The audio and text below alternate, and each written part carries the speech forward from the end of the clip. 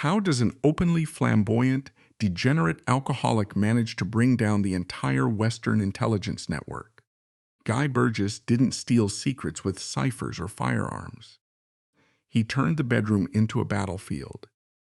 Under the direction of the KGB, this British aristocrat weaponized clandestine sexual liaisons, entrapping, blackmailing, and stripping the elite of their deepest secrets precisely as they were eagerly shedding their own moral masks. The answer lies in the rigid, impenetrable architecture of the British class system during the early decades of the 20th century. This was a world operating on unwritten rules, where a man's worth, trustworthiness, and loyalties were calculated almost entirely by his bloodline, his accent, and the color of his school tie.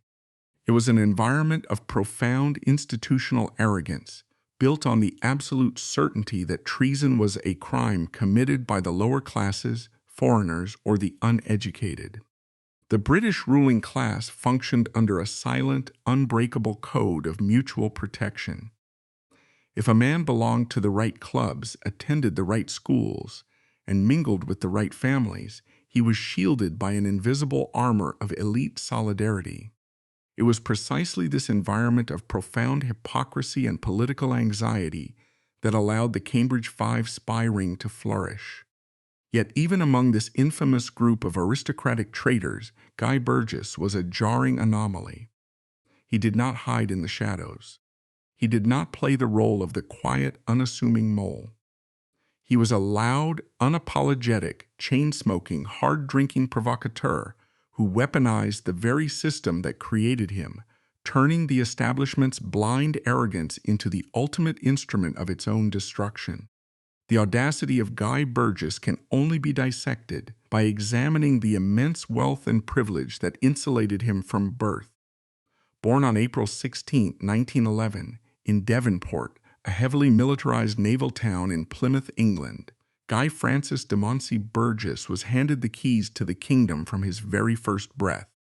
His family dynamic provided a perfect breeding ground for a man who would spend his life manipulating the truth. His father, Malcolm Kingsford de Moncey Burgess, was a Royal Navy officer.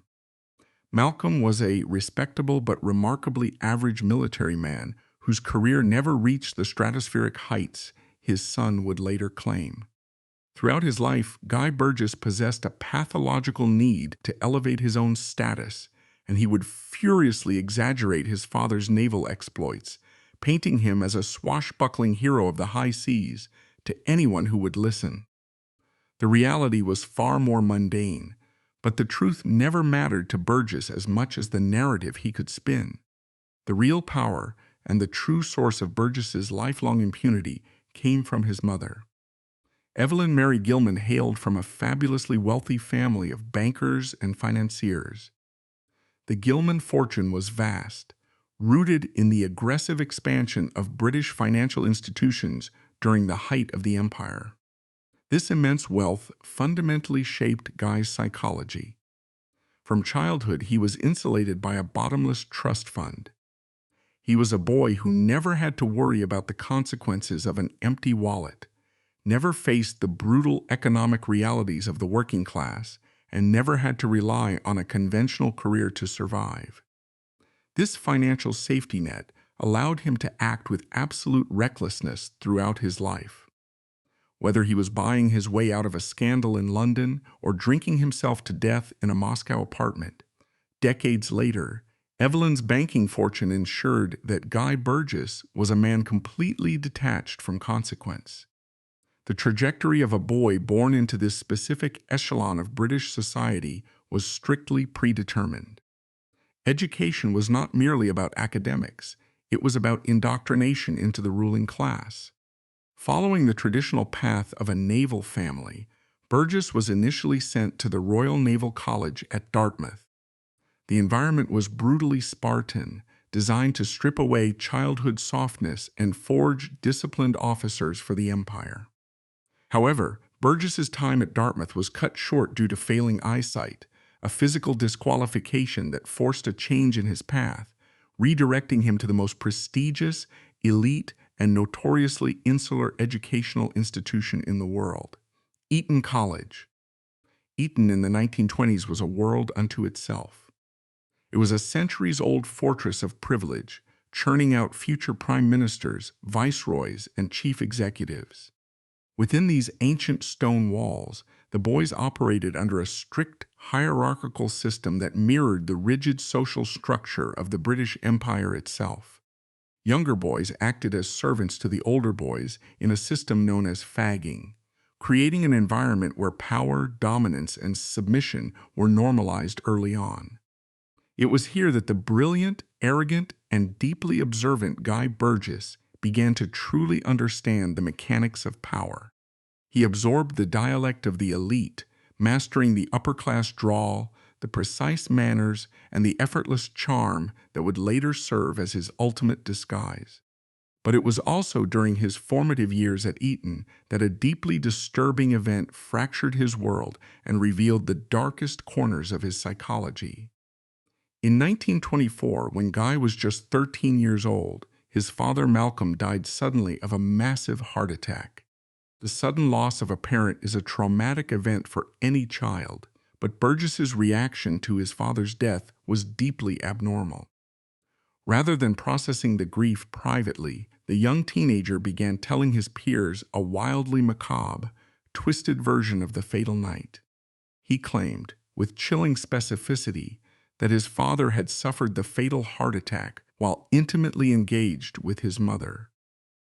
Burgess repeatedly told his classmates that he, young Guy, had been the one forced to walk into the bedroom and physically pull his father's lifeless, naked body off his screaming mother. The story was completely fabricated. His younger brother, Nigel, vehemently dismissed this horrific tale as utter delusion, confirming that their father had simply collapsed in another room. Yet the fact that Guy Burgess obsessively repeated this Oedipal nightmare to his friends offers a profound look into a disturbed mind. It was an early display of a man who craved shock value above all else. He was willing to publicly degrade the memory of his father and humiliate his mother purely for the sake of holding an audience captive. He weaponized a family tragedy to make himself the center of attention, revealing a warped perception of sex, death, and truth that would define his entire career as a Soviet agent. Simultaneously, the insulated all-male environment of Eton served as the crucible where Burgess fully realized and embraced his homosexuality. In the closed quarters of British public schools during the 1920s, adolescent same-sex relationships were an open secret. The intense isolation, the strict separation from the opposite sex, and the intense bonds formed between the boys created an environment where homosexuality was quietly accepted, provided it was never spoken of outside the school grounds. Burgess engaged in these affairs enthusiastically, discovering his immense sexual charisma and his ability to manipulate others through physical intimacy. However, the reality outside the stone walls of Eton was entirely different, and this stark contrast became the defining catalyst for his lifelong rebellion. In 1920s Britain, homosexuality was not just frowned upon, it was a severe criminal offense.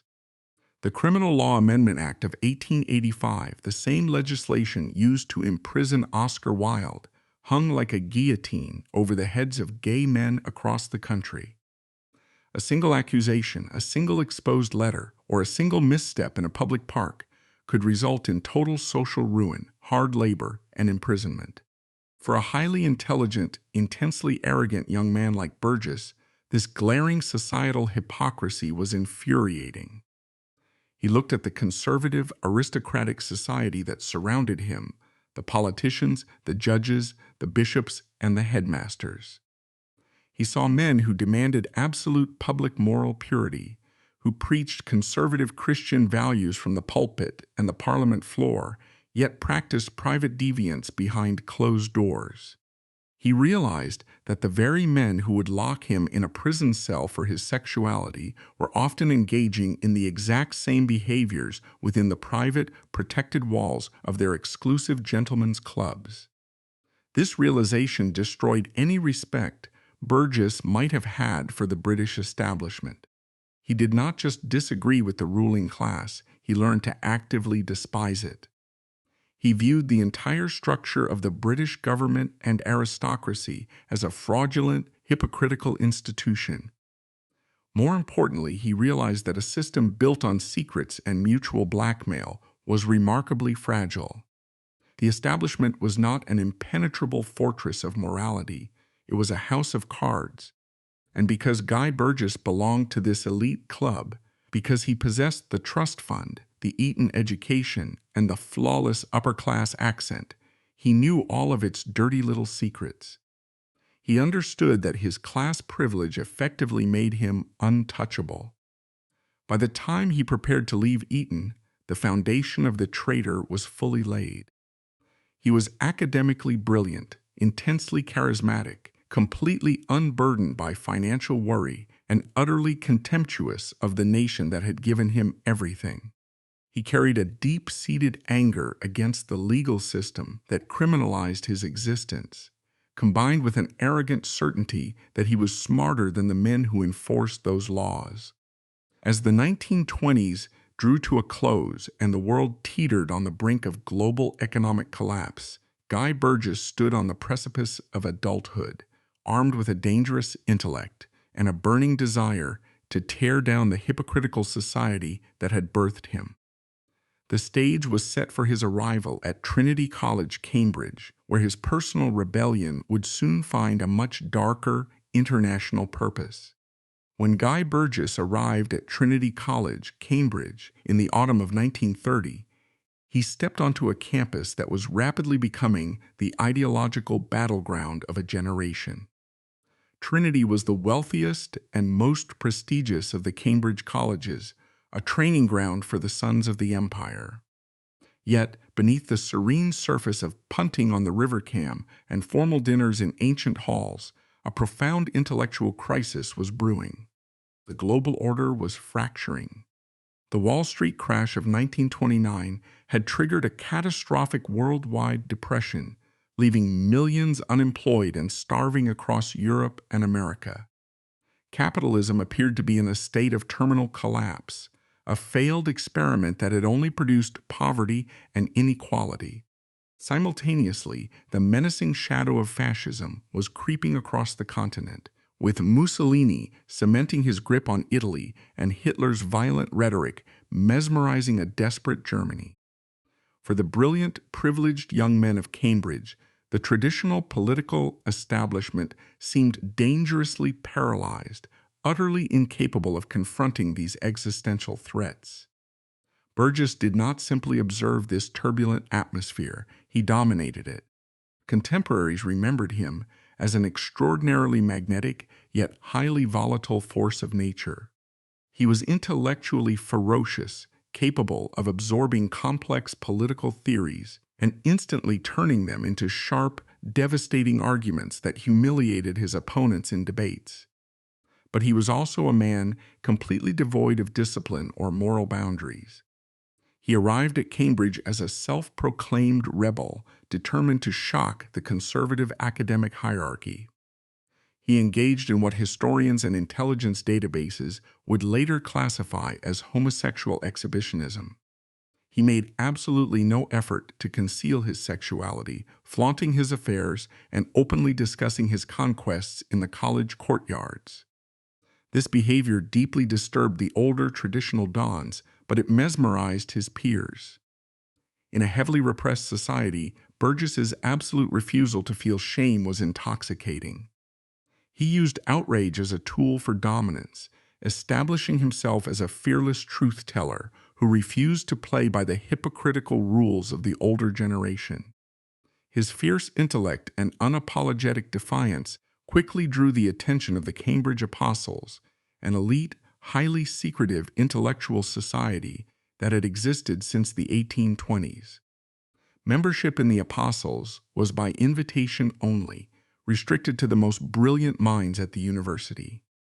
During the 1930s, the society was undergoing a radical shift. It was heavily populated by young, upper-class men, many of whom were gay, and nearly all of whom shared a profound disillusionment with the British government. Inside the locked doors of their meetings, the apostles fostered an intense echo chamber of anti-establishment thought. They debated philosophy, economics, and morality, convincing themselves that their superior intellect gave them the right and the obligation to tear down the existing social order and rebuild it.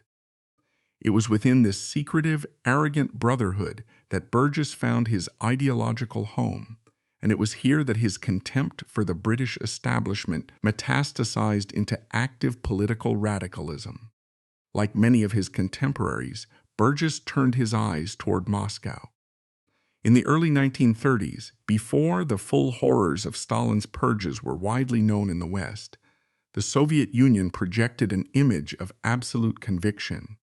For young men terrified by the rise of Hitler and disgusted by the inaction of their own democratic leaders, communism did not look like a totalitarian nightmare. It looked like the only aggressive, organized force capable of smashing fascism. Burgess began reading Marx and Lenin, but his embrace of communism was never truly rooted in empathy for the working class. He had no genuine connection to the poverty-stricken coal miners of Wales or the starving factory workers of London. His communism was an intellectual weapon. He was drawn to the ruthless efficiency of Soviet ideology, the promise of a total structural overhaul of a society he despised. He wanted to be part of the vanguard, the intellectual elite who would pull the strings of the global revolution. However, Burgess's grand ambitions were suddenly derailed by his own chaotic nature. Despite his undeniable brilliance, he lacked the rigorous work ethic required to succeed in Cambridge's grueling academic system. As his final history examinations approached in 1932, the pressure mounted. The man who projected total superiority was terrified of failure. He suffered a severe psychological and physical breakdown, relying heavily on alcohol to manage his crushing anxiety. When the results were posted, Burgess had failed to secure the coveted first-class honors degree, managing only a respectable, but ultimately inadequate, upper second. For a man whose entire identity was built on the premise of his own intellectual supremacy, this was a devastating blow. The failure shattered his confidence and left him adrift, deeply vulnerable and desperate for a new arena where he could prove his superiority. He was the perfect target. Waiting in the shadows of London and Cambridge was Arnold Deutsch, a man who would alter the course of the Cold War. Deutsch was a top-tier recruiter for the NKVD, the precursor to the KGB. He was not a traditional, heavy-handed intelligence operative. He was an Austrian academic armed with a Ph.D. in chemistry and a deep specialized background in sexual psychology. Deutsch was a master manipulator, a man who evaluated potential assets not by their physical strength or combat training, but by their psychological fractures. Operating under deep cover in Britain, Deutsch was tasked with infiltrating the British establishment. The Soviets had realized that the traditional method of recruiting working-class union leaders was yielding limited results. The real power in Britain lay entirely within the aristocracy. Deutsch needed young men of high birth, men who would naturally rise to positions of immense influence within the Foreign Office, the military, and the intelligence services. Deutsch closely monitored the radical circles at Cambridge, and Guy Burgess immediately stood out. Deutsch recognized a man who was dangerously intelligent, deeply angry, and completely unbound by traditional morality. More importantly, Deutsch saw the vulnerability beneath Burgess's arrogance. He knew about the death of Burgess's father and understood the psychological void it had left. He recognized that Burgess was a man desperate for validation, craving a purpose that would elevate him above the mundane reality of a failed academic career. The recruitment was a masterpiece of psychological engineering. Deutsch did not offer Burgess money. An aristocratic heir with a trust fund could not be bought. Instead, Deutsch offered him something far more intoxicating: secret power. When the two men finally met in secret, Deutsch played on Burgess's massive ego. He validated Burgess's intellect, assuring him that he was far too brilliant to waste his life in open political protest or writing radical pamphlets. Deutsch painted a picture of a grand invisible war for the survival of humanity. He offered Burgess a role as a hidden puppet master, a secret agent who would shape the destiny of the world from behind the scenes. He preyed on Burgess's desperate need for a father figure, presenting the Soviet state as a powerful, omniscient authority that demanded and rewarded absolute loyalty. Burgess swallowed the bait whole. He eagerly swore his allegiance to Soviet intelligence, officially entering the covert world under the codename Hicks, though some Soviet files referred to him with the mocking German moniker Mädchen, translating to girl, a subtle nod from his handlers to his flamboyant homosexuality. The moment Burgess accepted the mission, the rules of his existence changed entirely. Deutsch delivered a brutal directive. Burgess had to immediately cease all visible communist activity. To become a successful mole, he had to build an impenetrable disguise. He had to completely sever ties with his radical friends, stop attending left-wing rallies, and aggressively publicly renounce his communist beliefs. For a man who thrived on being the center of attention in radical circles, this extraction was socially painful, but it was absolutely necessary. Deutsch was teaching him the fundamental strategy of deep cover espionage. The best place to hide is in plain sight, wrapped in the flag of the enemy. Burgess executed this ideological bait and switch flawlessly. He swung his public persona violently to the hard right, reinventing himself as a staunch, unapologetic conservative. His Eton education, his aristocratic accent, and his family's wealth made this sudden transformation completely believable to the outside world. He convinced his peers that his dalliance with communism was merely a youthful phase of rebellion, a temporary intellectual exercise that he had finally outgrown.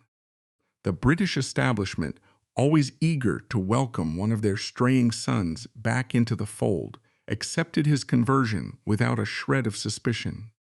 To cement his new reactionary credentials, Burgess sought out employment that would make him beyond reproach. He maneuvered his way into a position as the personal assistant to John McNamara, a prominent conservative member of Parliament. This was not a random choice. McNamara was an active and enthusiastic member of the Anglo-German Fellowship, an influential organization dedicated to forging close political and economic ties between the British establishment and Nazi Germany. McNamara was an outspoken sympathizer with the fascist regime, frequently traveling to Berlin and openly admiring Hitler's authoritarian methods. The irony was staggering, and it fueled Burgess's massive ego. Here was a newly minted, highly motivated Soviet intelligence agent serving as the right-hand man to a pro-Nazi British politician. Burgess accompanied McNamara on multiple fact-finding missions to Nazi Germany, dining with high-ranking SS officers and attending fascist rallies. While McNamara was busy fawning over the efficiency of the Third Reich, his assistant was quietly observing, gathering vital intelligence on the rising Nazi war machine and passing it directly back to Moscow. Furthermore, Burgess discovered that his boss shared a similar, highly illegal secret. McNamara was also a closeted homosexual, and the two men frequently engaged in reckless sexual escapades during their trips to Germany, hunting for young men in the underground clubs of Berlin, even as the Gestapo tightened its grip on the city. This period solidified Guy Burgess as a master of deception. He realized the sheer gullibility of the British ruling class. As long as he wore the right tailored suits, voiced the appropriate right-wing opinions, and worked for a conservative MP, nobody bothered to look closely at his private actions. The cover was bulletproof. He was functioning right in the heart of the right-wing political establishment, insulated by the arrogance of a society that believed a traitor could never look, sound, or act like him. Armed with this realization, Burgess set his sights on the center of London, preparing to unleash a much more aggressive, personalized brand of espionage, utilizing a weapon that no counterintelligence manual could ever anticipate.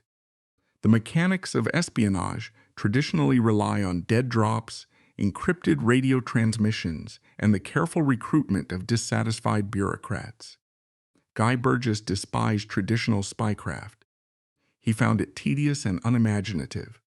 Instead, he pioneered a far more dangerous and immediate method of intelligence gathering, the weaponization of human desire. Returning from his fascist masquerade in Germany, Burgess embedded himself in the heart of London's media and political establishment by securing a position at the BBC. Operating as a producer, he suddenly had unparalleled access to members of parliament, cabinet ministers, and high-ranking diplomats. But the true theater of his operations was not the BBC recording studio. It was the bedroom. In a society where immense power was wielded by men forced to brutally repress their natural instincts, Burgess turned his own ravenous sexual appetite into the ultimate instrument of Soviet intelligence. Burgess was a man of insatiable appetites, widely described by his contemporaries as a borderline sex addict. He possessed a magnetic, almost supernatural ability to disarm and seduce. He famously boasted that he could walk into a lorry park and seduce a truck driver within minutes, a claim that those who knew him rarely disputed. He was not conventionally handsome. He was often unwashed, reeked of stale alcohol and garlic, and his clothes were frequently stained with cigarette ash. Yet his sheer audacity, his piercing intellect, and his absolute refusal to feel shame made him profoundly intoxicating. He operated with a predatory efficiency, scanning the ranks of the British elite for vulnerability. In the 1930s and 1940s, homosexuality was a severe criminal offense in Britain, carrying a sentence of hard labor. The fear of exposure drove powerful men to lead agonizing double lives, terrified that a single misstep would result in total social and professional ruin. Burgess recognized this terror not as a tragedy, but as a lever. He deliberately targeted young, aristocratic men who were privately wrestling with their sexuality, while publicly conforming to the rigid expectations of their class. He offered them an escape. By pulling them into his bed, he provided a rare, temporary sanctuary where they could discard their societal masks and experience raw emotional release. This was not mere hedonism. It was calculated psychological warfare. Once Burgess had liberated a man from his repression, he forged an intense, unbreakable bond of loyalty. He transformed gratitude and intimacy into absolute control. This was the exact methodology he used to construct the core of the Cambridge 5 spy ring. He aggressively pursued and successfully slept with his fellow conspirators, including Anthony Blunt, the brilliant art historian who would later curate the Queen's art collection, and Donald Maclean, the deeply conflicted diplomat who would leak atomic secrets to Moscow. Burgess also pursued the aristocratic American Michael Straight and relentlessly, though unsuccessfully, attempted to seduce John Cairncross. Sex was the mortar that held the espionage ring together. It created a web of shared complicity. They were bound not just by a shared commitment to Soviet ideology, but by the shared, terrifying secret of their sexual transgressions. Burgess knew that a man who trusts you with his life and his reputation in the bedroom is a man who will follow you into treason. To run an operation of this magnitude, Burgess needed a secure base, a sanctuary hidden from the prying eyes of the London Metropolitan Police and MI5. He found it through his immense network of aristocratic connections. He convinced Lord Victor Rothschild, a member of the fabulously wealthy banking dynasty and an intelligence officer himself, to allow him to use his sprawling, elegant flat at No. 5 Bentinck Street in central London. Rothschild, oblivious to Burgess's true allegiance, essentially handed a Soviet spy master the keys to a prime piece of London real estate. During the dark, terrifying years of the Blitz, as the Luftwaffe rained bombs on London and the city huddled in blackout conditions, Bentinck Street became a beacon of reckless, chaotic indulgence. Burgess turned the Rothschild flat into the nerve center of his operation.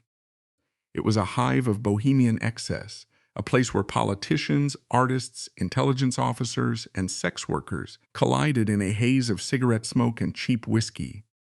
But beneath the surface of these wild, alcohol-soaked parties lay a ruthless intelligence-gathering machine. Burgess began playing the role of the generous, discreet friend to the powerful men he met through his BBC programs. He knew that many of these politicians and diplomats, both gay and straight, were desperate for a safe place to conduct their illicit affairs away from their wives, their constituents, and the relentless British press. Burgess willingly offered them the keys to Bentinck Street. He assured them the flat was completely secure, a private oasis where they could indulge their vices without consequence. The establishment men eagerly took the bait, believing they were utilizing the services of a helpful, well-connected aristocrat. They were walking directly into a honey trap. While his guests were entangled in their secret romances behind locked doors, Burgess was meticulously collecting evidence.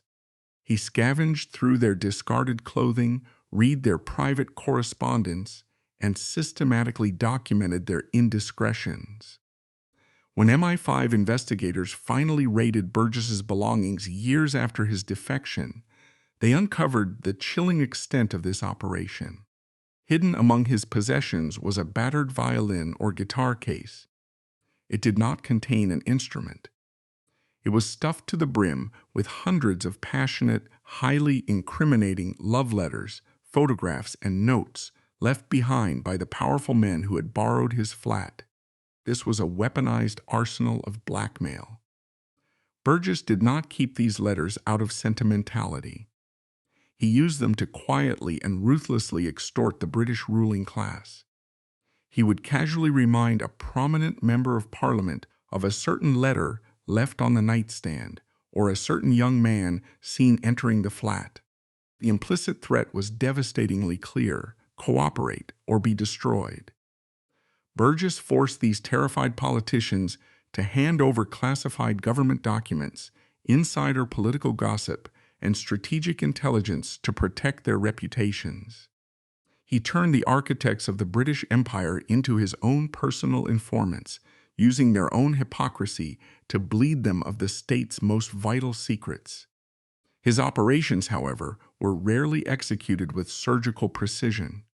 Burgess was an agent of chaos, and his personal desires frequently derailed his espionage directives, resulting in situations that bordered on lethal absurdity. The Soviet intelligence apparatus, fixated on infiltrating the highest echelons of British power, issued a direct order for Burgess to infiltrate the inner circle of the Prime Minister. They commanded him to seduce Clarissa Churchill, the beautiful and highly connected niece of Winston Churchill. The KGB believed Clarissa was privy to vital national security secrets discussed at the family dinner table. Burgess accepted the mission with his usual arrogance. He launched a campaign of intense charm, going so far as to formally propose marriage to the Prime Minister's niece. It was a spectacular collision of Soviet ambition and British high society. But the reality rapidly devolved into a farcical love triangle. Clarissa was, in fact, deeply in love with the prominent royal biographer James Pope Hennessy. Simultaneously, Burgess himself was entangled in a chaotic, clandestine sexual relationship with Pope Hennessy. The constant threat of public exposure from these volatile, overlapping affairs highlighted the extreme recklessness of Burgess's methods. He was a man playing with explosives, utterly confident that his class privilege would shield him from the fallout. This reckless disregard for collateral damage extended to his closest personal friendships. Burgess did not compartmentalize his predatory nature. It bled into every interaction. He formed a tight, seemingly genuine friendship with the highly acclaimed British novelist Rosamund Lehmann. Lehmann was a prominent figure in London literary circles, and she valued Burgess for his sharp intellect and brutal honesty. She invited him into her inner sanctum, trusting him completely. Burgess repaid this trust by relentlessly and aggressively attempting to seduce her personal gardener. In the rigid class structure of a British country estate, this was not just a betrayal of friendship, it was a severe violation of social boundaries. He pursued the working-class groundskeeper with the same predatory intensity he used on Cambridge undergraduates. When Lehmann discovered the attempted seduction, she was not just hurt, she was utterly enraged by the sheer arrogance and selfishness of the act. She permanently severed all ties with him, banishing him from her estate and her life. Her parting shot encapsulated the immense frustration of dealing with Burgess. She famously complained to her circle that she was cutting him off, because good gardeners are significantly harder to find than good friends. The Lehmann incident was minor compared to his espionage, but it perfectly illustrated the fatal flaw in Burgess's character. He was incapable of self-denial. He could not turn off his desires even when they directly threatened his operational security or destroyed his personal support network. He was a Soviet spy operating deep behind enemy lines, holding the fate of the free world in his hands, yet he was willing to risk total exposure for a fleeting sexual conquest in a garden shed. Despite these chaotic, destructive tendencies, Burgess remained untouched. The police did not investigate him. MI5 did not monitor him. The establishment looked at the drinking, the fighting, and the blackmail and dismissed it all as the colorful behavior of a privileged eccentric. They refused to see the malice beneath the madness. This blind, arrogant indulgence emboldened Burgess. Having successfully manipulated the BBC, blackmailed parliamentarians, and terrorized the literary elite, he prepared to take his operation to the next level. He set his sights on the absolute nerve center of the British Empire, the Foreign Office, and the inner sanctum of the intelligence services themselves. Guy Burgess possessed a terrifying psychological compartmentalization. He lived a double life so extreme, it bordered on clinical schizophrenia. By night, he was a creature of the London underground, a degenerate whose colleagues mocked him as a snob and a slob. He was frequently found unconscious in alleyways, his fingernails caked with dirt, his breath a noxious mixture of cheap gin and garlic. Yet as dawn broke over London, Burgess executed a daily, miraculous metamorphosis. He would wash away the grime, step into a perfectly tailored Savile Row suit, knot his Eton tie, and walk into the hallowed halls of the British government as the consummate, charming civil servant. His daylight disguise was flawless. Operating within the BBC and later the Foreign Office, he presented an intellect so sharp and a demeanor so quintessentially aristocratic that not a single one of his senior colleagues suspected he was a Soviet asset, an alcoholic, or a homosexual. The success of this disguise relied entirely on the institutional blindness of the British elite. They simply could not compute that a man of Burgess's pedigree could be a threat. This blind spot granted him a level of immunity that is difficult to comprehend today. During a high-stakes international diplomatic conference, Burgess casually strolled into the morning breakfast hall to meet with foreign dignitaries. Across his face was the smeared, undeniable residue of bright red lipstick from a chaotic encounter the night before. In any rational government, this would have triggered immediate security and disciplinary reviews. Instead, the British ambassador merely looked at Burgess, sighed, and dismissed the blatant unprofessionalism as the endearing eccentricity of the aristocracy. Burgess realized he was operating in a system that would bend over backwards to excuse his behavior. He pushed the boundaries of this indulgence to absurd lengths. While sitting in highly classified cabinet meetings, surrounded by the architects of British foreign policy, Burgess would alleviate his boredom by casually drawing satirical, mocking caricatures directly on the margins of top-secret state documents. Nobody stopped him. Nobody questioned him. They assumed it was just Guy being Guy.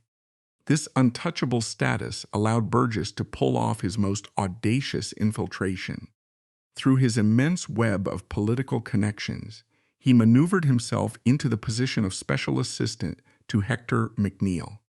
McNeill was the Minister of State at the Foreign Office, a man who essentially oversaw the day-to-day operations of British intelligence and foreign policy during the immediate aftermath of the Second World War. McNeill was undeniably brilliant, a rising star in the Labour government, but he harbored a fatal administrative flaw. He was profoundly lazy. He detested the suffocating bureaucracy of his office and preferred the lively atmosphere of London's elite dining clubs to the drudgery of reading endless intelligence briefings. Burgess, sensing the perfect vulnerability, aggressively positioned himself as McNeill's indispensable right-hand man. He happily volunteered to take on the minister's grueling extra hours, offering to organize the files, read the reports, and most crucially, manage McNeill's personal, highly secure safe. McNeill eagerly handed over the keys to the kingdom. What followed was a catastrophic hemorrhage of national security.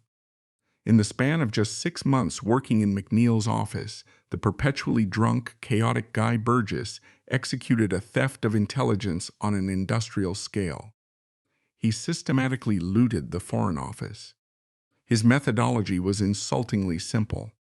Operating with insulting simplicity, Burgess routinely unlocked McNeill's safe at the end of the day. Over a span of just 6 months, he smuggled thousands of highly classified documents out of the Foreign Office in his briefcase, removing a few crucial files at a time before walking out the front door. He took the files back to his flat, spent the night photographing them with a miniature camera provided by his Soviet handlers, and returned the originals to the safe the next morning before McNeill arrived. The sheer volume and quality of the intelligence he transmitted to Moscow was staggering. He provided Stalin with the innermost thoughts of the British cabinet, military strategies, and diplomatic blueprints. The information was so precise and timely that Soviet diplomats repeatedly entered international negotiations already knowing the absolute bottom-line bargaining positions of the British delegation before a single word was spoken. Back in Moscow, the KGB analysts evaluating Burgess's haul were thrown into a state of deep paranoia. The Soviet intelligence apparatus, built on suspicion and double crosses, simply could not believe that one man could steal so much high-level material so easily. They briefly suspended their operations, suspecting that Burgess had been turned and was acting as a double agent, feeding them a sophisticated British disinformation campaign. It took time for Moscow to accept the agonizingly simple truth. The British security system was genuinely that incompetent. Burgess treated the state secrets he stole with absolute contempt, operating with a carelessness that bordered on suicidal. He did not treat his briefcase of stolen documents with the reverence of a master spy. He treated it like a piece of cumbersome luggage. He would routinely take his briefcase, bulging with the most sensitive intelligence in the Western Hemisphere, into crowded, rowdy London pubs. On more than one occasion, heavily intoxicated and unsteady on his feet, Burgess accidentally unlatched the case. Top-secret files detailing Allied military deployments and intelligence assets spilled across the beer-soaked floor of the pub. Rather than panicking, Burgess simply stood by as helpful, unsuspecting British citizens gathered up the classified documents, brushed off the dirt, and politely handed them back to the treasonous aristocrat. His absolute certainty that his class shielded him from the law was repeatedly proven correct. In one particularly glaring incident, Burgess was driving through London late at night with a briefcase packed full of stolen government files intended for his Soviet handler. A Metropolitan Police officer, spotting the erratic driving, pulled the vehicle over, suspecting Burgess was a common thief transporting stolen goods. The officer demanded to see the contents of the briefcase. A trained spy would have panicked, offered a bribe, or attempted to flee. Burgess did none of these things. Annoyed by the interruption, he aggressively popped the briefcase open and shoved it toward the officer, fully exposing the stacks of confidential government files, stamped with the royal coat of arms. The moment the police officer saw the official government crests, heard Burgess's booming, arrogant upper-class accent, and registered his bespoke suit, the entire dynamic of the interaction flipped. The officer did not see a spy caught red-handed. He saw a superior. The policeman immediately stepped back, snapped a salute, profusely apologized for having the audacity to delay a gentleman on official government business, and waved Burgess on his way to deliver the secrets to Moscow. This string of miraculous escapes convinced Burgess that he was entirely invincible. He was a man fighting a war against an enemy that refused to acknowledge he was on the battlefield. But the psychological toll of this high-wire act, combined with his terrifying consumption of alcohol, was beginning to erode his physical and mental stability. The flawless daytime facade was starting to crack. The British establishment, unable to ignore his increasingly erratic behavior, but still completely unwilling to suspect him of treason, decided that the best way to handle their problematic golden boy was to send him away. They orchestrated a transfer that was meant to quietly sideline him, a move that would inadvertently put Guy Burgess on a collision course with the most aggressive, paranoid, and unforgiving intelligence apparatus on the planet, the United States of America. The decision to transfer Guy Burgess to the United States was a masterclass in bureaucratic cowardice. By 1950, it had become entirely impossible for the British Foreign Office to ignore the toxic cloud of chaos that followed him. His alcoholism had escalated from heavy social drinking to aggressive, dysfunctional dependency. He was insulting foreign dignitaries, neglecting his paperwork, and leaving a trail of shattered relationships across London. A competent organization would have immediately revoked his security clearance and initiated a thorough counterintelligence review. The British establishment, however, operated on the principle of polite evasion. Firing a man of Burgess's social standing would require formal reprimands, public explanations, and an admission of institutional failure. Instead, they opted for the traditional aristocratic solution for a problematic son. They shipped him overseas. They assigned him to the British Embassy in Washington, D.C., officially tasking him with handling Middle Eastern affairs. It was a catastrophic miscalculation. The British government effectively took a volatile, deeply compromised Soviet spy and dropped him directly into the epicenter of the American military-industrial complex at the absolute height of the Cold War. Washington in 1950 was not the forgiving, gentleman's club environment of London. It was a city gripped by McCarthyism and the Red Scare, dominated by the paranoid, aggressive surveillance apparatus of J. Edgar Hoover's FBI and the newly formed CIA. The Americans were actively hunting communists, real and imagined, with ruthless efficiency. They did not care about Eton ties or Cambridge debating societies. Into this hyper-vigilant, deeply suspicious environment walked Guy Burgess, a man fundamentally incapable of keeping his head down. Before he even arrived on American soil, Burgess demonstrated an absolute, suicidal disregard for operational security. En route to his new posting, he took a vacation through Gibraltar and Tangier, territories swarming with international intelligence operatives. Operating in a continuous blackout state of intoxication, Burgess treated national security as a party trick. While drinking heavily in crowded, public bars filled with expatriates and foreign agents, he began loudly and openly discussing highly classified British intelligence structures. He did not speak in code. He explicitly shouted the true identities of the fiercely protected chiefs of MI5 and MI6, stripping away the anonymity of the men who directed Britain's secret wars. When reports of this catastrophic breach reached London, the establishment's reaction was terrifyingly muted. He was reprimanded, but his security clearance remained untouched. The Foreign Office simply categorized the incident as another unfortunate drunken outburst, refusing to see the glaring neon sign of treason flashing above his head. When he finally arrived in Washington, his physical and mental deterioration became impossible to conceal.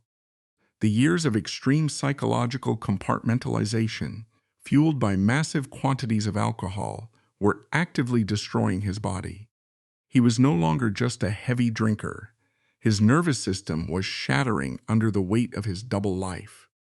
Desperate to maintain his punishing schedule of daytime diplomacy and nighttime degeneracy, Burgess turned to extreme chemical intervention. He bypassed traditional doctors and utilized a contact who worked as a veterinarian. Through this friend, Burgess secured a steady supply of heavily concentrated sedatives and intense stimulants, narcotics formulated and dosed specifically for horses. He was self-medicating with a toxic cocktail that would have killed a lesser man, bouncing violently between chemically induced euphoria and crushing, depressive crashes. His appearance degraded rapidly. His once impeccable suits hung off his emaciated frame, stained and wrinkled. He smelled constantly of stale gin and unwashed skin. During one of his chaotic excursions into the American underground, he became so heavily intoxicated and disoriented that he pitched forward down a steep flight of stairs at a gay nightclub, suffering severe head trauma that left him permanently scarred and further destabilized his fractured mind. His living situation in Washington only accelerated his spiral. In a move that displayed his utter lack of judgment, Burgess moved into the basement apartment of a fellow British diplomat, Harold Kim Philby. Philby was not just a diplomat, he was the MI6 liaison to the CIA and the FBI. More importantly, Philby was also a Soviet spy, the most successful and deeply embedded member of the Cambridge Five. Philby was the exact opposite of Burgess. He was a master of self-control, an ice-cold operator who built his cover with meticulous, flawless precision.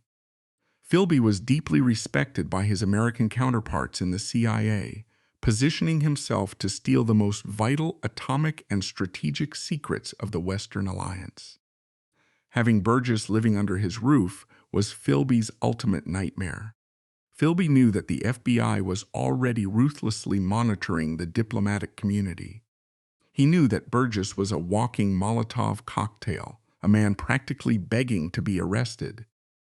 Every night, Burgess stumbled home drunk. Every time he brought a random, unvetted stranger back to the apartment, he threatened to detonate Philby's carefully constructed cover and expose the entire Soviet intelligence network operating in the West. The tension in the house was suffocating. Philby repeatedly begged his Soviet handlers to recall Burgess, warning Moscow that the man was completely out of control and posed a lethal threat to their operations. But Moscow, perhaps underestimating the rigidity of American law enforcement, left Burgess in place.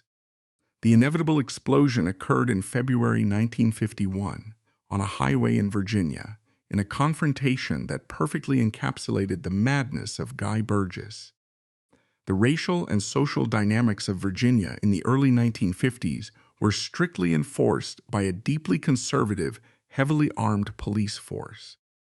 This was a world that did not tolerate insubordination, especially from foreigners. Burgess, completely ignoring these realities, embarked on a manic road trip. In a single day, he was pulled over by the Virginia State Police for reckless driving and extreme speeding on 3 separate occasions. The third traffic stop escalated into a diplomatic disaster. When the heavily armed American highway patrolman approached the vehicle, he did not find a contrite diplomat. He found an arrogant, furiously impatient Guy Burgess. Sitting in the passenger seat next to Burgess was a young, unhoused black man whom Burgess had picked up hitchhiking along the highway. In the deeply segregated American South, this dynamic alone was enough to draw severe police scrutiny. The officer informed Burgess he had been clocked driving well over 70 miles per hour. Rather than accepting the ticket and utilizing his diplomatic immunity quietly, Burgess chose to launch a blistering, aggressive argument. He leaned out of the window and loudly corrected the officer, boasting that the police radar was defective because he was actually driving 90 miles per hour. When the officer demanded an explanation for his erratic behavior and questioned the identity of the passenger, Burgess lied with effortless, arrogant ease. He claimed the young hitchhiker was his personal chauffeur, an absurd statement that insulted the intelligence of the American police. Then, in a final act of self-destructive arrogance, Burgess crossed a line that guaranteed his ruin. He didn't just dismiss the officer, he actively mocked the authority of the American police force, invoking his diplomatic immunity with a contempt that guaranteed an international incident. The American police did not react with the polite, deferential apologies of the London Metropolitan Constabulary. They reacted with absolute outrage. The incident resulted in a furious, highly documented police report that was immediately escalated to the highest levels of the State Department. The governor of Virginia formally complained to the British government. The Americans were incensed.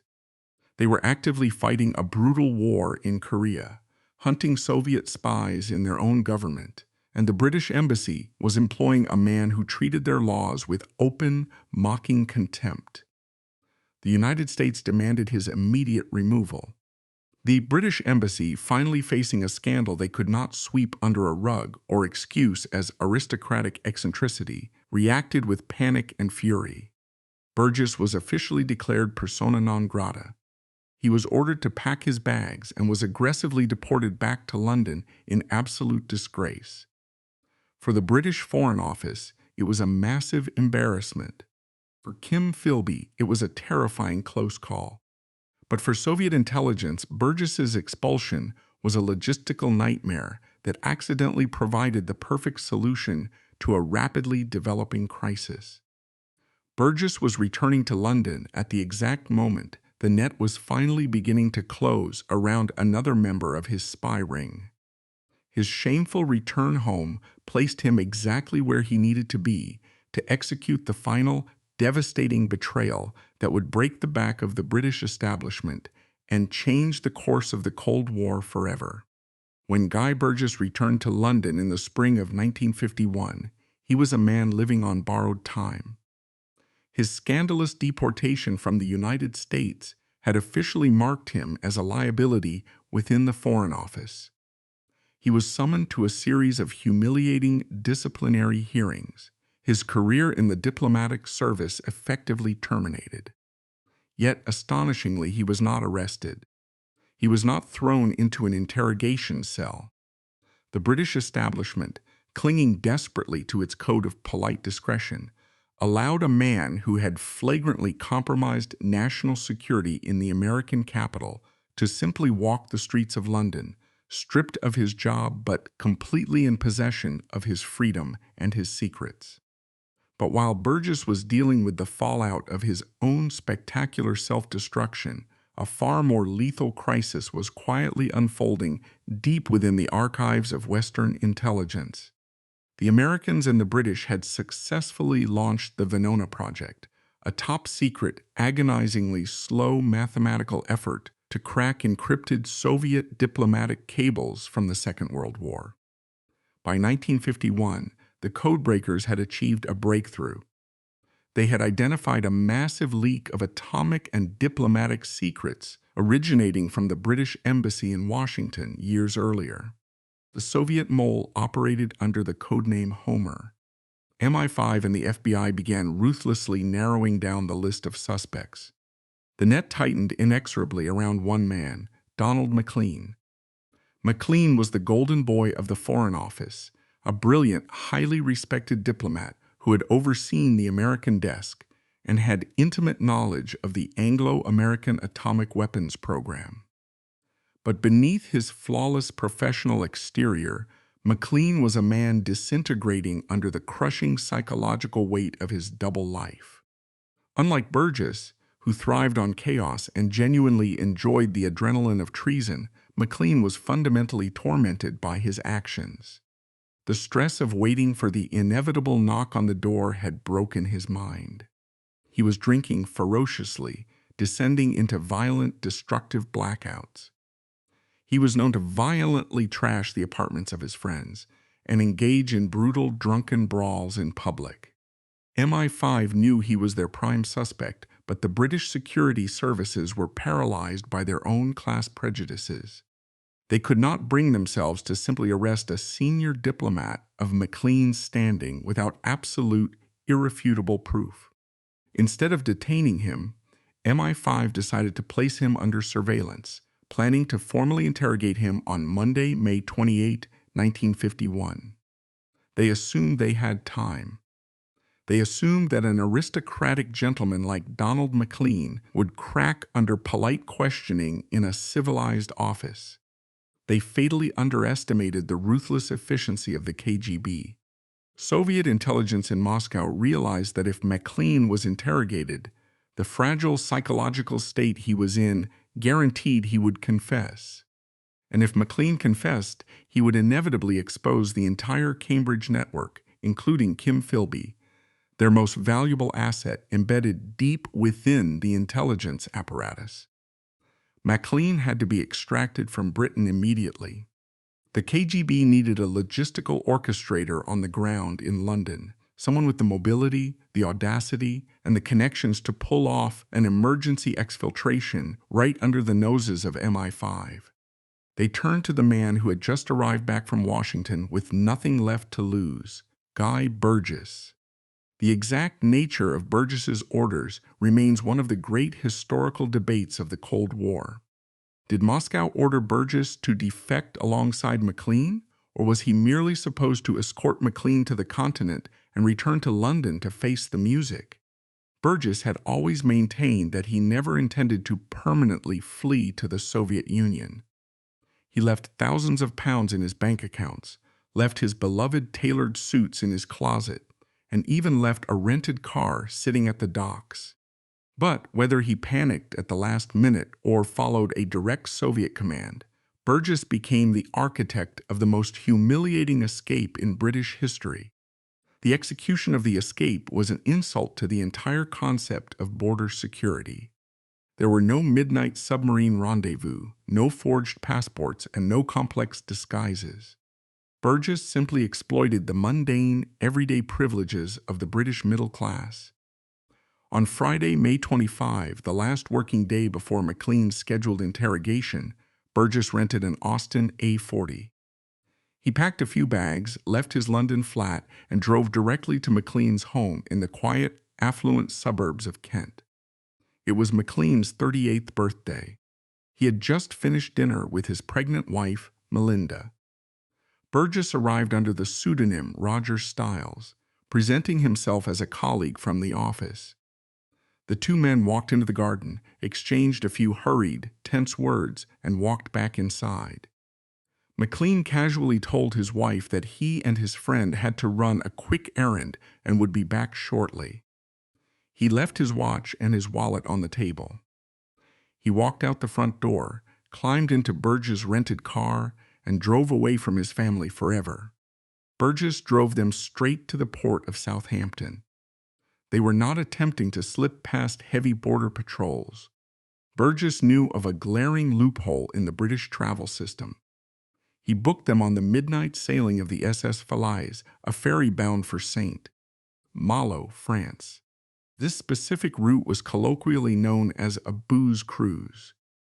It was a weekend excursion designed for British tourists to travel to France, buy cheap alcohol and cigarettes, and return without the strict customs and immigration checks required for long-term travel. Passports were not required. The passengers merely needed a basic identity card and a ticket. Arriving at the docks with only minutes to spare, Burgess abandoned the rented Austin on the quayside, leaving the keys in the ignition. The two men ran up the gangway just as the ship was preparing to cast off. A dock worker shouted at them that they were about to miss the boat. Burgess, with his trademark aristocratic arrogance, shouted back that they had every intention of catching it. They boarded the ship, vanished into the crowded decks, and effectively stepped out of Western jurisdiction. By Saturday morning, they were in France. From there, Soviet operatives seamlessly smuggled them across Europe, behind the Iron Curtain, and into the heart of Moscow. Back in London, the timeline of discovery was a masterclass in bureaucratic inertia and willful blindness. By Saturday morning, MI5 surveillance teams realized that McLean was not at his house. The intelligence services, however, did not sound a general alarm. They did not lock down the ports. They did not alert border control. They engaged in a slow, agonizing weekend of panicked, quiet telephone calls between senior officials. Even when the abandoned rental car was discovered at Southampton, tracing directly back to Guy Burgess, the establishment refused to admit the catastrophic reality of the situation.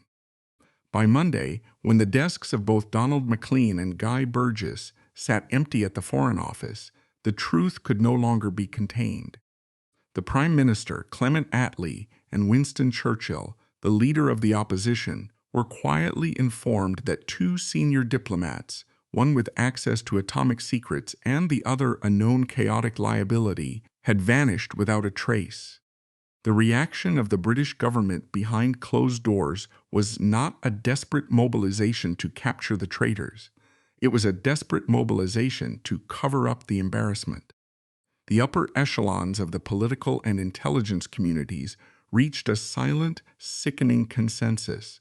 It was actually better that Burgess and McLean had successfully escaped. If MI5 had intercepted them at the docks, the government would have been forced to put two upper-class, highly connected gentlemen on trial for high treason in the center of London.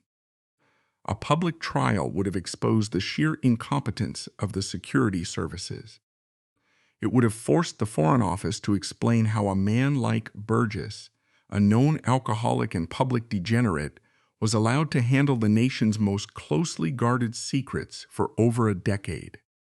It would have meant putting the British ruling class itself on trial. To the men in power, it was vastly preferable to let the traitors disappear into the Soviet fog than to face the humiliation of accountability. But they could not keep the disappearance a secret forever. When the news finally broke to the British public, the reaction was an eruption of absolute, unbridled fury. The public was not just angry that state secrets had been stolen. They were enraged by the suffocating hypocrisy of the men who let it happen. The working class of Britain had spent the last decade enduring the horrors of the Blitz, the brutal privations of wartime rationing, and the exhausting reality of rebuilding a shattered economy. They had been told repeatedly that sacrifice was the duty of every citizen. And now, they looked at the front pages of their newspapers and saw that the elite men governing them were playing by an entirely different set of rules. This was the moment that fundamentally broke the traditional British deference to the aristocracy. The scandal exposed a network of privilege that operated entirely above the law. It proved to the average citizen that if you went to Eton, if you rode for Cambridge, and if you belonged to the right London clubs, you could commit the most heinous crimes against the state, and your peers would literally look the other way. The public realized that the ruling class was more loyal to its old-school ties than it was to the crown. This profound realization birthed a new cultural framework in Britain. The term "the establishment" began to circulate with venomous frequency. It was no longer a term of respect used to describe the pillars of society. It became a weaponized phrase used to describe a corrupt, insular, and profoundly incompetent elite who protected their own at the expense of the nation. The public demanded answers. How did Guy Burgess, a man whose chaotic, drunken escapades were legendary in London society, pass security vetting? Why was he repeatedly promoted? Who was protecting him? The answers were devastating. He wasn't protected by a brilliant Soviet counterintelligence operation. He was protected by the sheer arrogance of British society. The men running MI5 in the Foreign Office simply could not compute that a gentleman of Burgess's breeding could be a communist. They were trapped in an outdated Victorian mindset where treason was something committed by foreign anarchists or bitter, uneducated workers.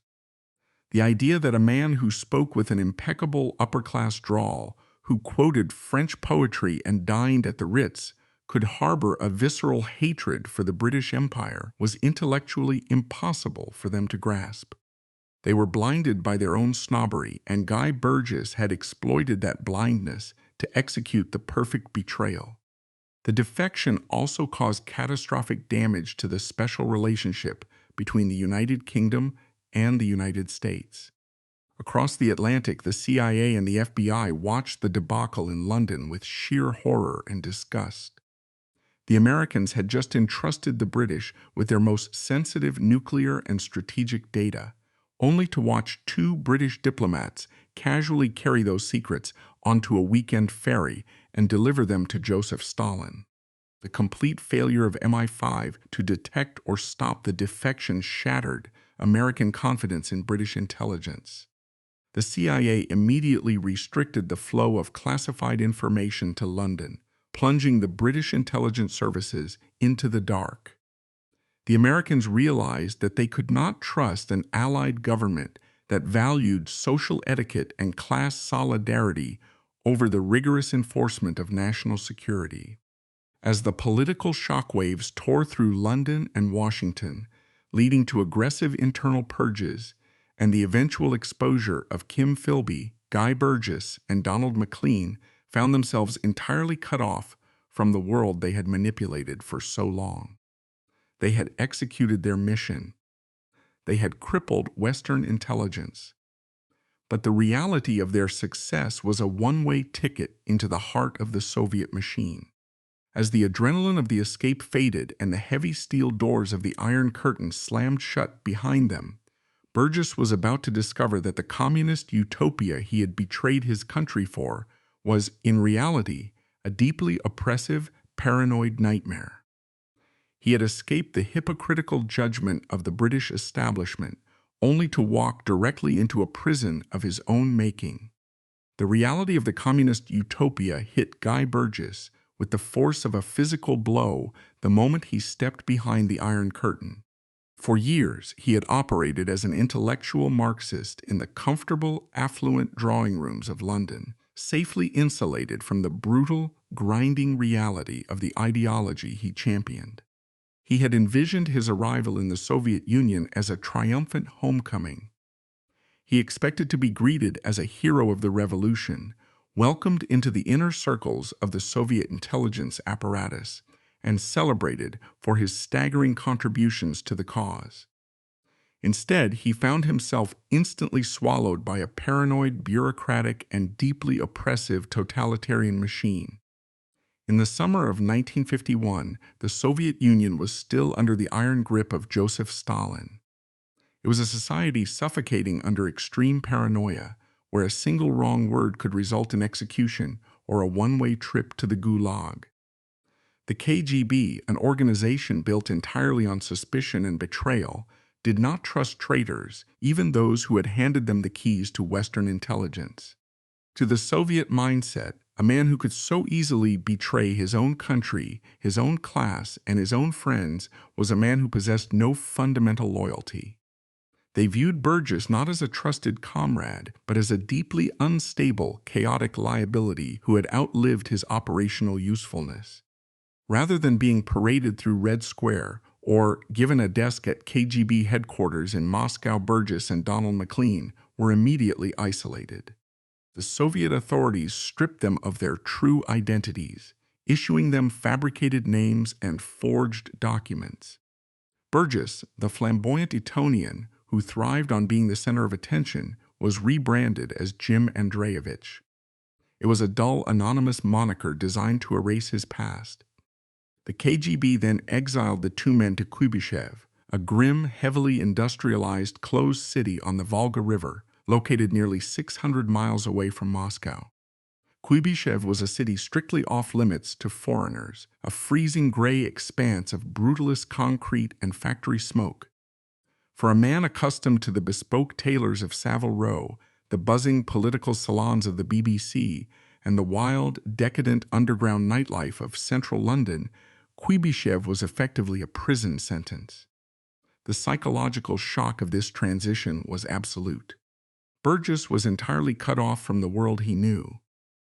The Soviet government provided him with an apartment and a generous state allowance, but money was meaningless in a society where there was nothing to buy. There were no elite gentlemen's clubs, no aristocratic parties to crash, and no politicians to manipulate. More paralyzing than the physical environment was the barrier of communication.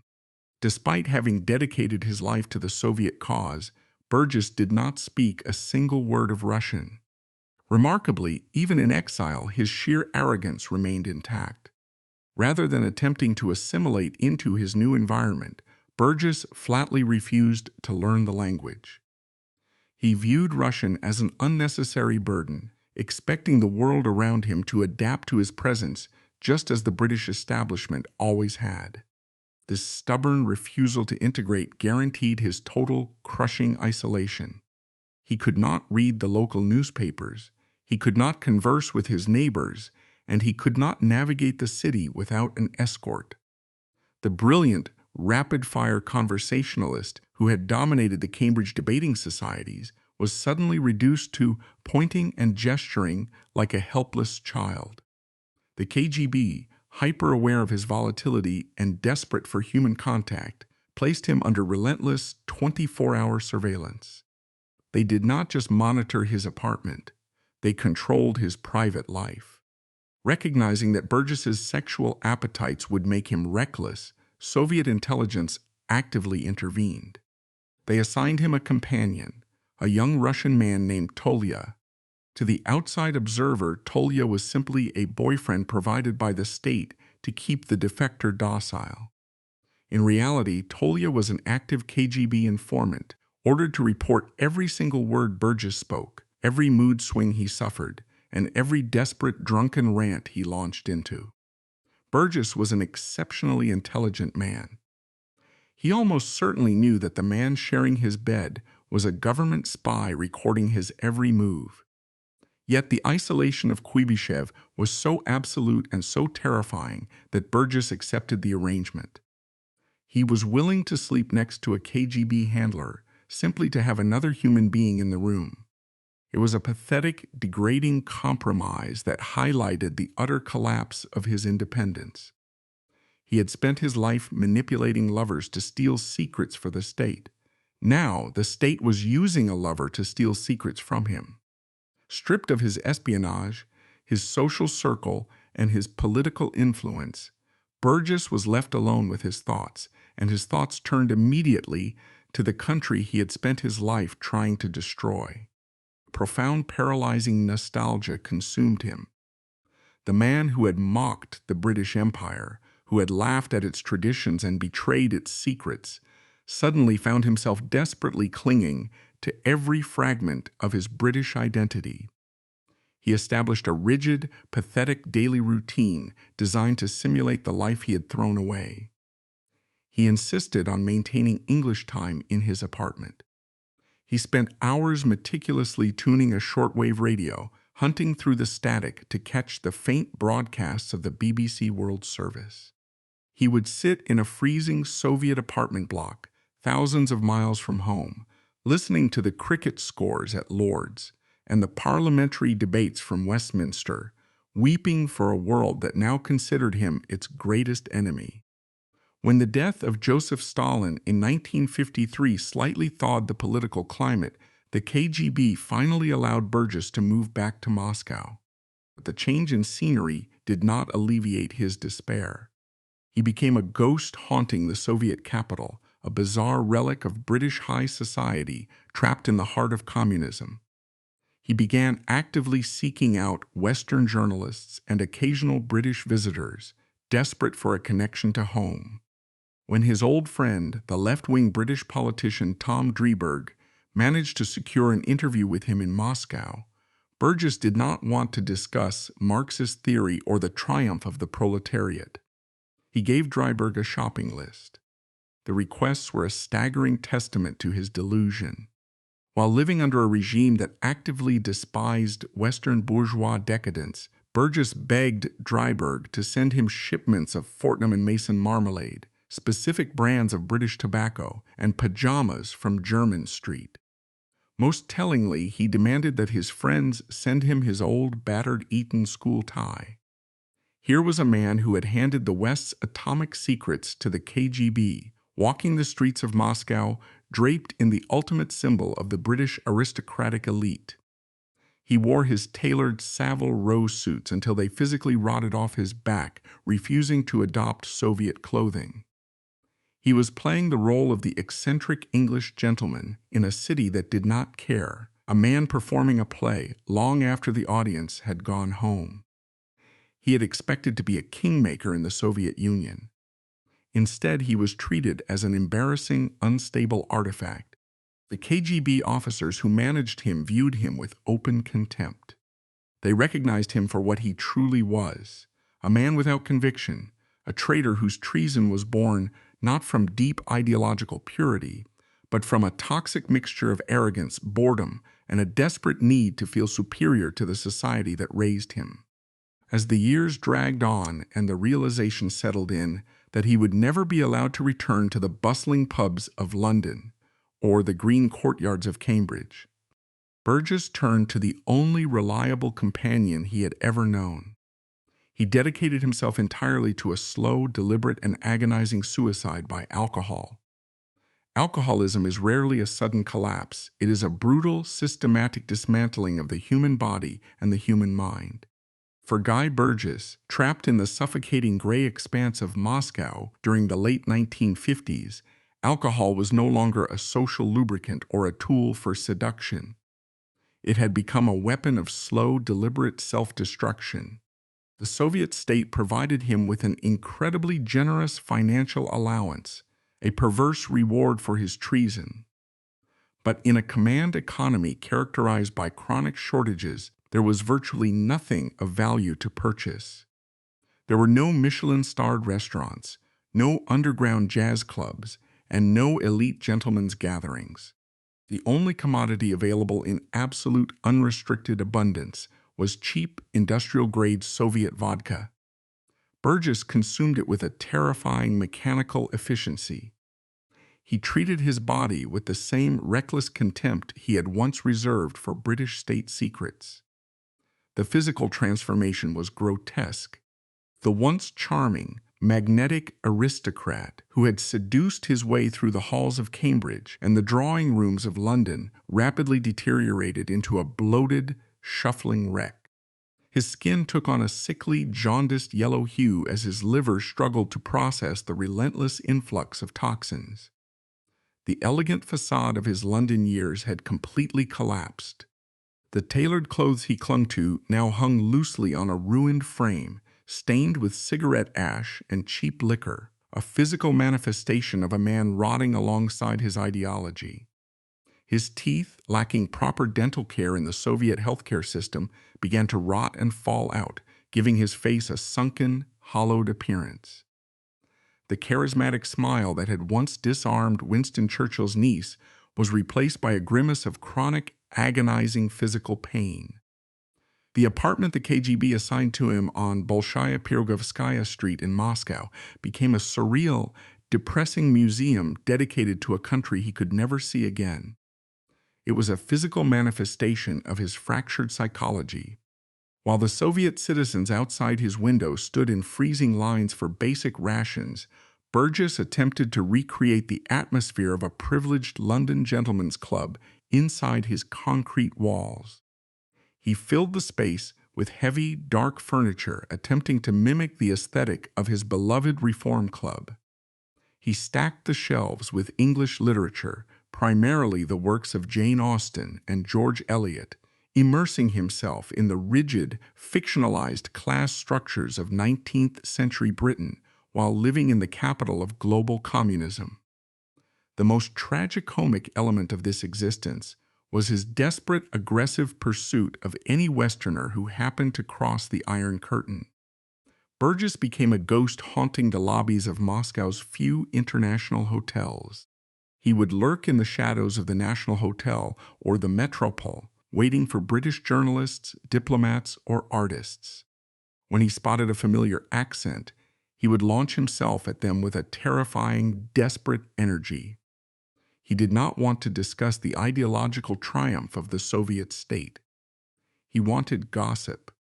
He aggressively interrogated these terrified tourists about the latest scandals in Parliament, the changing fashions on Oxford Street, and the current state of the London theatre scene. He was a man starving for the mundane details of the society he had actively tried to destroy. The most infamous of these encounters occurred in 1958, when the British Shakespeare Memorial Theatre Company arrived in Moscow for a highly publicized cultural exchange tour.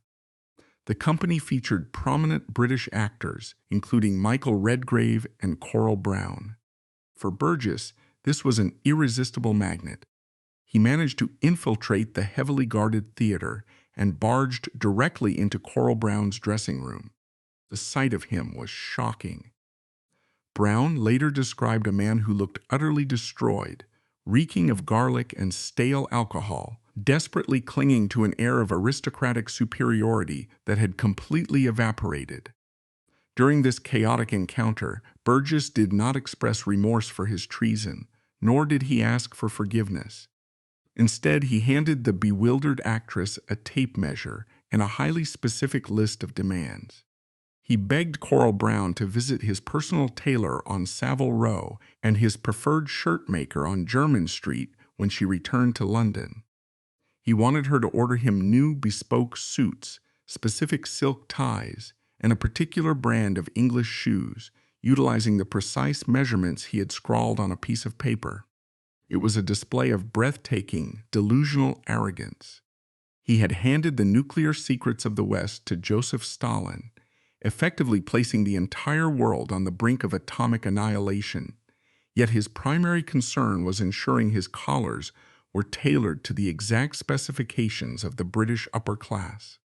The psychological toll of his exile was compounded by the devastating news he received from home. The British establishment, having survived the initial shock of his defection, had aggressively closed ranks. They executed a massive, silent purge of the intelligence services, quietly forcing out anyone associated with Burgess or Maclean. More brutally, they enacted a policy of absolute erasure regarding Burgess himself. He was not publicly condemned, he was simply ignored. In the tightly controlled social circles of London, speaking his name became the ultimate faux pas. The establishment realized that the most painful punishment they could inflict on a narcissist of Burgess's magnitude was total obscurity. This erasure extended to his own family. When his mother, Evelyn, passed away, Burgess was completely paralyzed. His mother had been the source of his immense wealth and the only stable anchor in his chaotic life. Her death severed his final tangible connection to the world he had left behind. He was barred from attending the funeral. He could not stand at the graveside in the English countryside. He was forced to mourn in a freezing Moscow apartment, thousands of miles away, watched silently by his KGB-assigned companion, Tolya. The immense inheritance she left him was effectively useless. The Soviet authorities heavily restricted his access to foreign currency, ensuring he remained entirely dependent on the state allowance. Tolya's presence in the apartment was a constant, humiliating reminder of his subjugation. The dynamic between the two men was toxic and deeply transactional. Burgess needed Tolya to navigate the complex, hostile bureaucracy of Soviet life, to procure black market goods, and to translate the world around him. In return, Tolia provided the KGB with a granular, daily psychological profile of the defector. The Soviet intelligence handlers read these reports with cold detachment. They noted Burgess's increasing paranoia, his violent drunken outbursts, and his rapid physical decline. They made absolutely no effort to intervene or provide him with medical or psychological support. To the KGB, Burgess was a broken tool. He had served his purpose in 1951. By 1960, he was merely a logistical nuisance, a pathetic embarrassment that they were simply waiting to die. In August 1963, Guy Burgess's body completely collapsed after decades of alcohol abuse. The man who had once held the highest secrets of the West took his final breath in a cold Moscow hospital at the age of 52. There was no state funeral, nor was there any mourning from the KGB. Within hours of his passing, his apartment was swept clean by Soviet intelligence. Guy Burgess was ruthlessly and utterly erased by the very system he had worshipped. It was not until October of that year that his ashes were secretly returned to Britain and quietly interred in a Hampshire cemetery, entirely without media or public attention. The defection of Guy Burgess and the Cambridge Five permanently altered the intelligence landscape of the Cold War. For the first time, the British public realized that the establishment was not invulnerable.